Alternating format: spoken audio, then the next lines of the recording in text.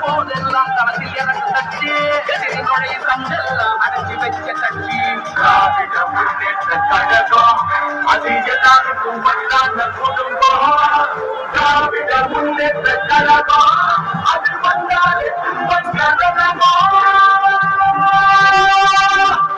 மக்களாச்சேரி மருத்துவமனை ஒவ்வொருத்தருடைய வீடுகளுக்கே போய் அவங்களை கவனிச்சுக்கிறோம். மாதம்